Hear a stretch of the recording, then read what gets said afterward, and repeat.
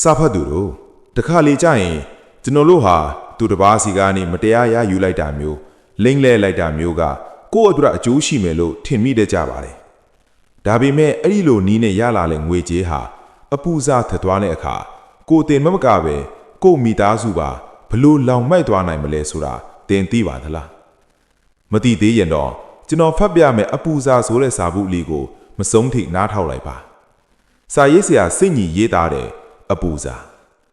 အတိတယောက်ကလှမ်းပြောတယ်မင်းစီက3900လိန်သွားတဲ့စူးလင်နာကနမဲ3လုံးနဲ့ပဲရှော့သွားပြီတဲ့သူ့မိသားစုလည်းဒုက္ခရောက်ပြီးကြံခဲ့တယ်တဲ့အရင်ကတပ်ဖို့တီအစီအစဉ်ဆွဲထားပေမဲ့သူ့စရိတ်နဲ့သူသွားပါစေလေဆိုပြီးခွန့်လွတ်ပေးထားတာပဲကိုလှုပ်เสียတော့မလိုလိုက်ပါဘူးလိန်ထားတဲ့ငွေကိုစားတာ10နှစ်တောင်မကြာလိုက်ဘူးအပူစားဆိုတော့လောင်သွားတာပဲဘယ်နှရုပ်စီကလိန်ထားလဲမှမသိဘူးသူတေတာတော့ဝမ်းမတာပါဘူးဝမ်းလည်းမနှဲပြန်ဘူးတေတော့လဲအေးတာပေါ့နောက်လူတွေထပ်အလိမ်မခံရတော့ဘူးပေါ့ကလင်ကကြစ်လောက်သူရတဲ့ငွေကအပူစားပါပူတက်လို့အပူစားခေါ်တာလောင်တက်လို့အပူစားလို့ခေါ်တာကိုရှာလာတဲ့အပူစားကမတိပဲစားမိတဲ့မိသားစုတွေမှာပါသွားပြီးပူတက်တယ်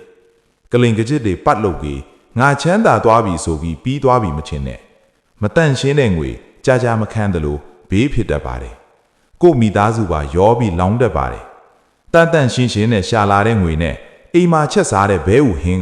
ကလင်ကကြစ်လုံးပြီးတက်စားတဲ့ဟိုတယ်တွေကဟင်းလျာတွေထက်ပူချမ်းမာပြီးအာဟာရဖြစ်စေမှာပါချေးထားတာရှိရင်ပြန်ဆက်ပါမကြီးရွယ်ပဲလိန်တယ်လို့ဖြစ်သွားရင်တောင်းပန်ပြီးကြည်အောင်ဆက်ပါအကျွေးကဆက်တန့်ရင်ကြေးပါတယ်ထပ်ပြောပါမယ်စားမိရင်လောင်တတ်လို့အပူစားလို့ခေါ်တာကိုမမေ့ပါနဲ့ရိုးသားစွာငွေရှာနိုင်ကြပါစေအခုပြောပြသွားတဲ့အပူစားအကြောင်းကစာဖတ်သူတို့အပွားတခုခုတတိယစရာထိစေမယ်လို့မျှော်လင့်ပါတယ်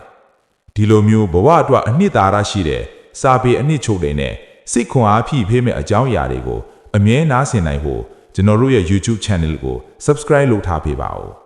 ဒါအပြင်ကျွန်တော်တို့ကိုပို့ပြီးအနီးကပ်ဝန်းရံအားပေးခြင်းနဲ့အထူးအစီအစဉ်တစ်တွေကိုအရင်ဆုံးကြည့်ရှုခြင်းတယ်ဆိုရင်တော့ Join Button လေးကိုနှိပ်ပြီး Member အဖြစ်ပါဝင်အားပေးလို့ရပါတယ်ခင်ဗျာအားလုံးပဲယူသားစွာငွေရှာနိုင်ပြီးအပူစားတွေကင်းဝေးတဲ့အေးချမ်းတဲ့ဘဝကိုပိုင်ဆိုင်နိုင်ကြပါစေနောက်ထပ်ဗီဒီယိုမှာပြန်တွေ့ကြပါမယ်